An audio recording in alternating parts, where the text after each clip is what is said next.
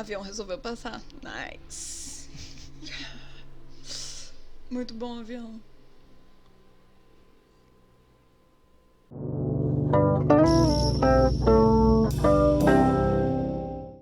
Bom dia, boa tarde, boa noite, galera. Aqui quem fala é a Thay. E estou aqui com ninguém mais, ninguém menos do que... Eu gosto que eu aponto pro lado e, tipo... Questão de localização. Boa tarde, bom dia, boa noite, galera. Quem fala aqui é o Renan. E hoje isto, a gente né? tá aqui pra conversar sobre um assunto bem da hora. Com e que a gente certeza. ficou bastante animado de poder ter um acesso antecipado, né? Foi um pouquinho, mas foi como o Renan tá falando. O Renan hoje não veio a caráter, me abandonou, mas eu estou de cospobre de linda. A gente pega aqui luva de academia que a gente para de ir por causa da pandemia, não é mesmo? Mas enfim, o que vamos falar hoje? Hoje a gente vai falar do primeiro episódio de Sakugan, ou Sakugan, como vocês prefiram chamar. Bom, agradecer aqui primeiramente a Crunchyroll pelo envio de material, né? Porque afinal de contas já podemos conferir o primeiro episódio. Então, vocês vão estar vendo esse vídeo quando o embargo já tiver caído, então poderemos falar sobre o episódio. E a gente tava pensando, né, Rena? Tipo, vamos fazer o vídeo, não vamos, porque a review já saiu lá no site. Então a gente tava pensando assim, vamos fazer o vídeo, não vamos fazer o vídeo? Vamos esperar pra poder conferir, né, pra ver o que a gente achou primeiro. E acho que gostamos, né?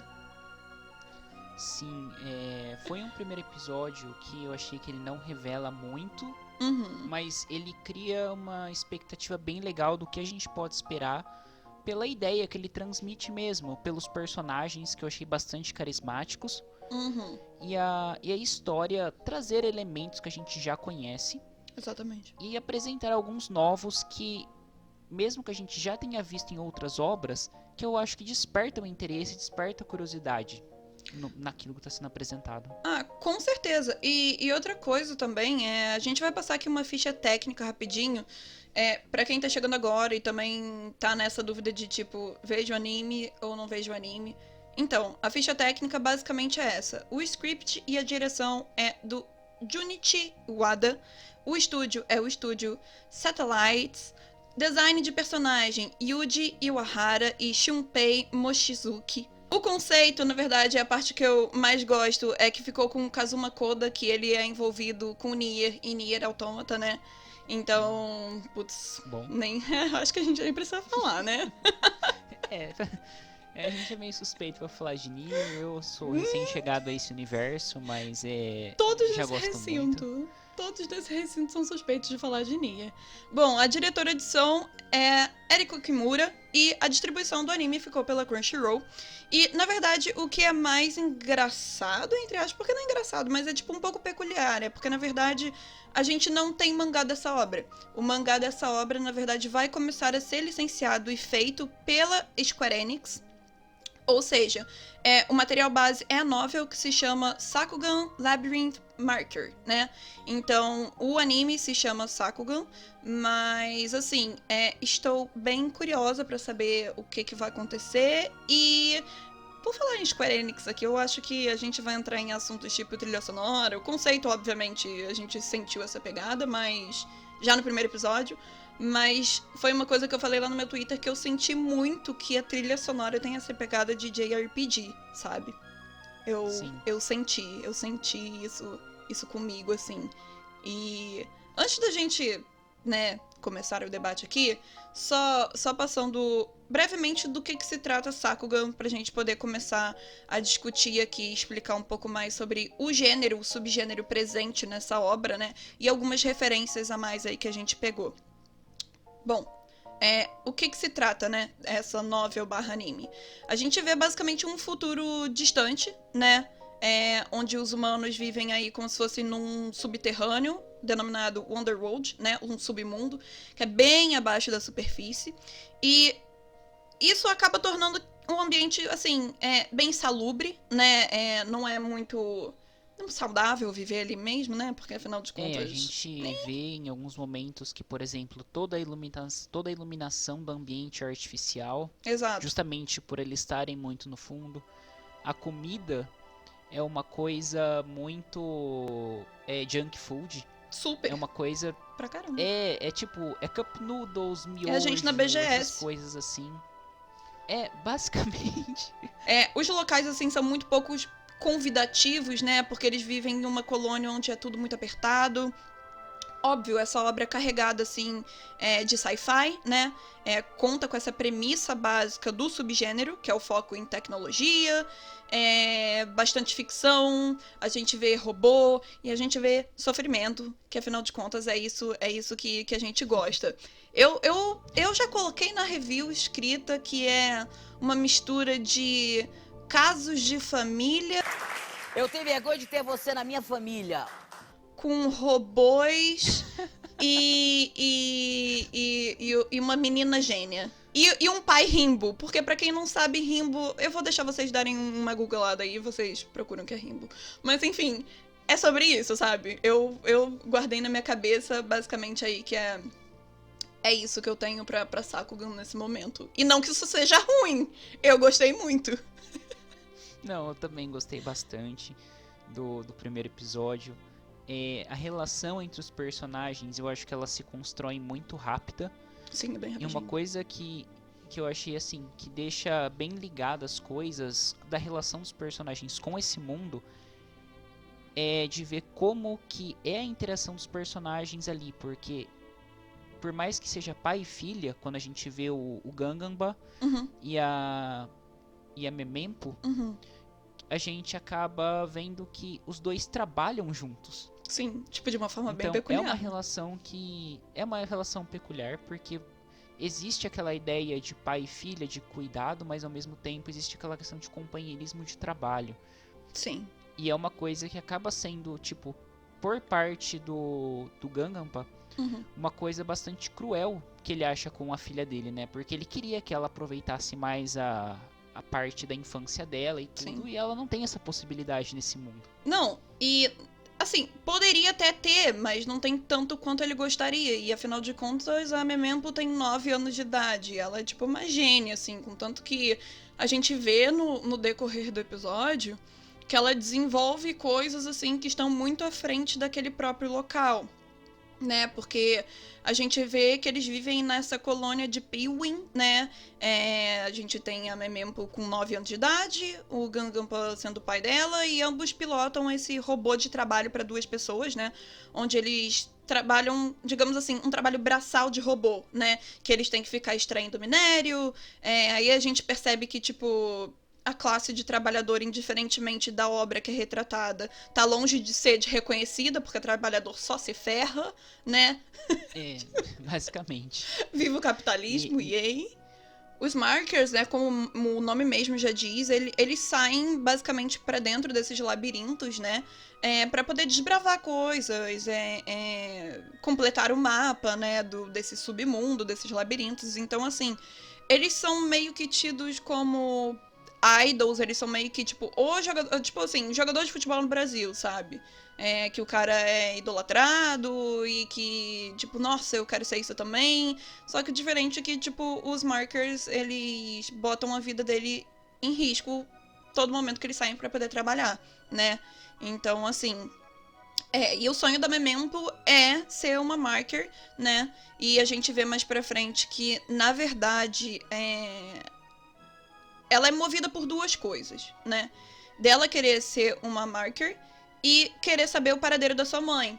Que a gente até vê ela jogando na cara do Ganganpa, né? Aquela hora de tipo, agora é por isso que a minha mãe saiu de casa, né? Tipo assim, pô, porque você é um sequelado retardado, sabe? Tipo, idiota. Aí, ao mesmo tempo, e ele fica, putz, eu sou um pai lixo, sabe? Eu tenho que tomar conta da minha filha. E mesmo assim, ele não deixa de ficar preocupado com a Memempo, né? De virar e falar assim, pô, eu quero, como você mesmo já disse, pô, eu quero que você aproveite sua infância, eu quero que, sei lá, você seja criança. E ela tá, tipo, foda-se, eu não quero isso pra minha vida, não sabe? Não é isso que ela quer pra vida dela. Ela já tem 9 anos, tem uma faculdade e Até, né, cara? Puta merda. E ela quer ser uma marker. É isso que ela quer ser. Exato. E outro ponto que ainda eu achei muito legal, né, nessa história toda é que a gente tem outra dupla de pai e filha, né? Que são conhecidos da dupla principal, afinal de contas, que é o Walsh, né? Que é o amigo do Gangampa, e a Linda, que é filha do Walsh, e assim, é basicamente a figura que a Memento se inspira, né? Porque ela é uma marker também. E assim, ela fica, não, Memento, pô, você sabe que você pode contar comigo, sabe? E ela vê a figura da Linda como se fosse uma irmã mais velha, né? E depois a gente não vai entrar em spoilers aqui do primeiro episódio, mas acontece o capote no episódio. Sim. Que você fica. Nice. É. Nice. Tava muito bom pra ser verdade. Mesmo ruim, tava muito bom pra ser verdade. É, tipo assim, sociedade uma merda, sabe? Tudo cagado, mas você ainda tava sentindo um quentinho no coração. Porque tem aquele início do episódio, os dois lá se bicando e tal, mas mesmo assim ainda são uma família.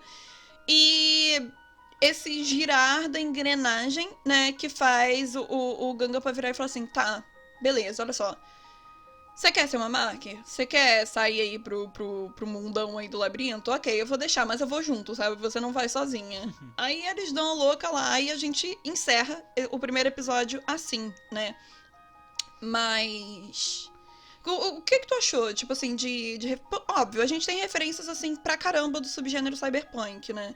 Sim, e a gente fala pra caramba disso aqui no canal, mas o que tu achou? Eu acho que uma coisa que você até colocou na review, que você escreveu, que eu concordo, é que lembra bastante uma premissa de Blame. Sim, pra caramba. E Blame, eu gosto bastante de Blame, acho bem legal e acho uma referência muito boa pra se ter pra uma obra, ainda mais nesse gênero. É, porque tem aquele negócio do labirinto também, né, deles viverem no submundo, Sim. Tipo, submundo entre aspas, assim, num local precário, sabe? Subterrâneo, exatamente. E o que eu gostei, assim, é que a história inicialmente ela é bastante vaga pra você justamente imergir naquele universo e mesmo que seja um episódio só pouco a pouco você entende a mecânica dele, a relação entre as pessoas naquele universo. E eles sempre estão falando, porque lá fora é perigoso, porque lá fora tem isso, tem aquilo. Só que eles nunca começam mostrando a ameaça. Então, assim, Verdade. O que a gente vai ver que desencadeia tudo isso, eu acho que é um resultado da construção que eles fazem durante o episódio. E cai com uma surpresa muito grande, como você falou, tipo o capote mesmo, porque você não cria na sua cabeça o que vai acontecer ali. Só acontece. Exato. Aí, tipo, tava tudo ruim, aí piora, aí você fala, caramba. Tá parecendo minha vida, como, sabe?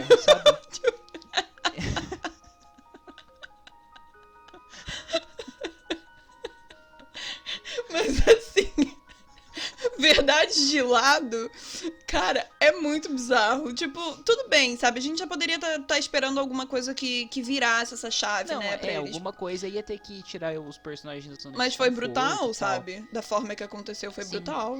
E uma coisa que eu achei muito legal, assim, pelo menos que eu tive a sensação durante o episódio, é que o Gangampa, ele fica o tempo todo, tipo, entre aspas, atuando como um bosta no episódio, sabe? Sim, ele é um rimbo. Só que a gente vê que só que ele tem aquela marca na cabeça, que a gente não sabe o que é. E em vários diálogos dele com o pai da Linda, o que a gente vê é que aconteceu alguma coisa ali. Ah, tem treta. Tem treta. Né? Tanto no trecho que eles estão comendo mamão ali quando os markers chegam, que ali o pai da Linda comenta, você ainda tá sentido com tal coisa, e tipo, eles não explicam o que é, mas você entende pela cara do personagem que foi um evento traumatizante pra ele. Com certeza. E que, tipo, pelo final, dá pra ver que o cara não era um bosta. Não, na verdade ele tá longe de ser, ele só tem aquela personalidade, eu também acredito nisso, né, na verdade a gente também não sabe, ninguém aqui leu a obra. É aquela coisa, tipo, meio que eu fiquei na cabeça que ele acabou passando por muita coisa, possivelmente ele já viu o que existe lá fora. Exato. E ele quer evitar que a filha dele veja também. Exatamente. Então por isso que ele faz esse papel de tipo, não vai ser uma marker, não vai... fica sob controle. Não, e outro ponto também importante é que a Memempo recebe de uma outra empresa, como eu posso chamar, uma outra corporação, organização, exato. A mesma figura que ela sempre vinha desenhando, que ela sonha em ver, né? Como se fosse tipo um céu estrelado, assim, meio tipo claro ou escuro, com uma espécie meio que tipo de nave ou foguete ou alguma coisa assim futurística. E ela sonha em ver essa imagem e ela recebe uma foto. E a gente percebe que foto realmente ali naquele local é uma coisa raríssima. E ela recebe não só uma foto, mas uma stone, uma pedra, né? Como se fosse com um guia, uns mapinhas, né? Pra ela poder seguir. Então, assim, certamente a gente vai ver a exploração daqui pra frente dela junto com Ganganpa, né? Indo explorar os locais, conhecendo novas pessoas também. Então, assim, e eu também senti muito inspiração em Gan-an, né? Que é a Little Battle Angel também, que tem esse negócio do tipo do local sujo, o local insalubre, quem vive na parte de baixo vive mal pra caramba. E também o segundo trailer de Sakugan, né? Que não foi mostrado aí no primeiro episódio, que tem uns locais que lembram muito o setor 7 de Final Fantasy. Sabe? Que tem aquele plate gigantesco, ninguém vê realmente a luz do dia como ela é, sabe? Só recebe uma luz artificial. Então, assim, a gente vai ter muito essa pegada do subgênero cyberpunk, dos gêneros punk no geral, porque rola uma mistura aí de mecha, né? Alguns robôs com dramas familiares, como a gente já falou, casos de família. E, assim, eu acho que vai ser muito além de uma história de robô, sabe? Porque, pelo que eu entendi ali, a premissa de robô tá presente, mas o que é principal ali vai ser o drama familiar e os laços, sabe, de familiares, da galera que vai conhecer, que vai entrar na história, que vai sair da história, seja lá por coisas que aconteçam, né? Assim, eu acho que como o gênero cyberpunk mesmo, assim, e outros gêneros inclusive, mas principalmente o cyberpunk, ele utiliza muitos elementos, como, vou usar uma palavra desculpa, mas não é isso que eu quero dizer, tá? Então, entre aspas, mas como uma motivação para a exploração de características humanas. E eu acho que é essa tendência mesmo que o episódio, que o anime tem a seguir, Sim. que o episódio já mostrou. E eu concordo com isso que você falou. Acho que a gente vai ver muito mais o desenvolvimento da relação pai e filha. Quem sabe o desenvolvimento com uma classe dominante. Para representar muita coisa que a gente vive no nosso mundo. Mas de uma forma mais fantasiosa mesmo. Com certeza. Bom, eu também acho. E eu acho que eu só tenho, na verdade, um ponto só que eu fiquei um pouco preocupada. Mas eu acho que não é nada que... assim, espero, né, que vai atrapalhar futuramente, é o CGI. É muito cedo ainda, num primeiro episódio com 24 minutos, a gente julgar a animação, né? Se a animação tá consistente, se não tá consistente, se é fluido, se teve um easy in bem utilizado, um easy out mal utilizado. Então, ainda é muito cedo pra gente poder julgar isso. Mas Pode falar. Não, só queria comentar que eu acho que nem você falou, por um primeiro episódio, eu acho que a gente não teve dinâmica suficiente ainda, não teve batalha suficiente pra fazer esse tipo de análise, né? Sim. Uma coisa que me chamou um pouco a atenção quando eu vi é que, por exemplo, normalmente durante a série normal e até alguns momentos da batalha que tem no episódio, a gente vê uma cor mais fosca mesmo. E essa cor, ela só muda pra uma coisa mais brilhosa depois que aquela coisa acontece no episódio, sabe? Sim. Eu também notei. Então, é um ponto que me chamou a atenção justamente por destoar da paleta padrão que eles vinham seguindo.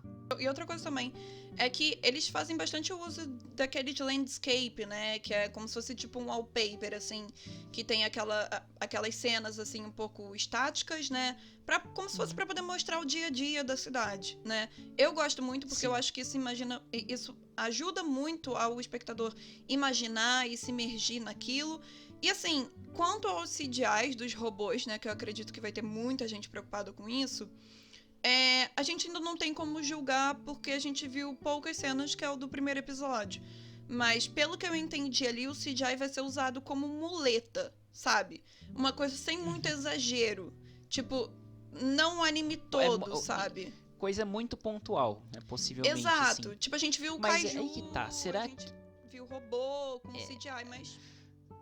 Mas será que, por exemplo, eu acho que se esse uso constante do CGI for bem feito, ok.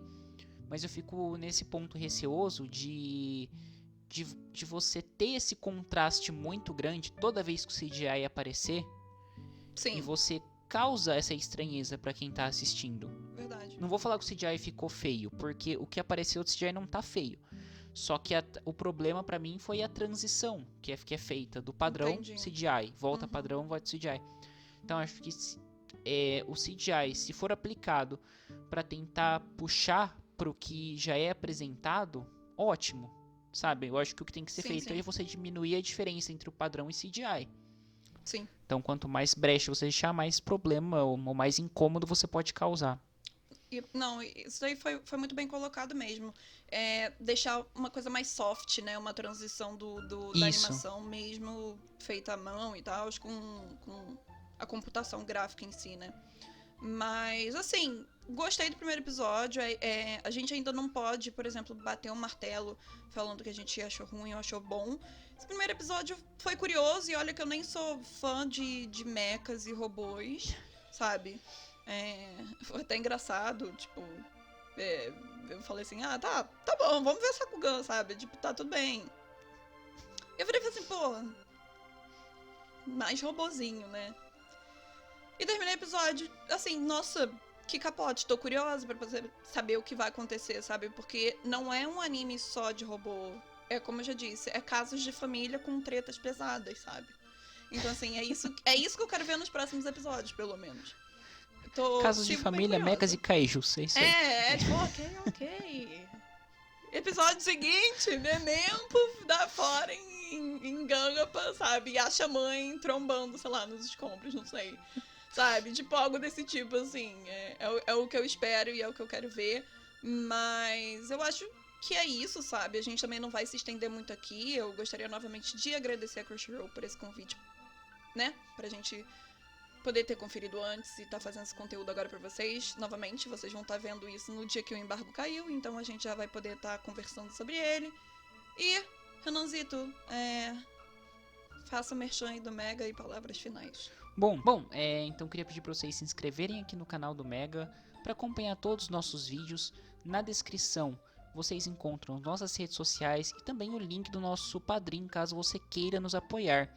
Lembrando, claro, dar joinha no vídeo, além de se inscrever, claro, e se possível mandar para o amiguinho que também curte anime, para ver se ele teve a mesma impressão de Sakugan que a gente teve e trocar essa ideia que é muito da hora. E lembrar vocês que nos comentários, fala aí o que vocês acharam do anime, quais as expectativas de vocês, e lembrar também que sugestões para futuras temáticas aqui no Mega são sempre muito bem-vindas. É isso aí. Se vocês gostaram, larga o like, escreve aí embaixo, porque aí a gente pode, inclusive, quem sabe, continuar trazendo mais review aqui de anime aqui pra vocês também. E é isso, galera. A gente vai ficando por aqui. Um beijo, um queijo e assistam Sakugan na Crunchyroll. Tchau!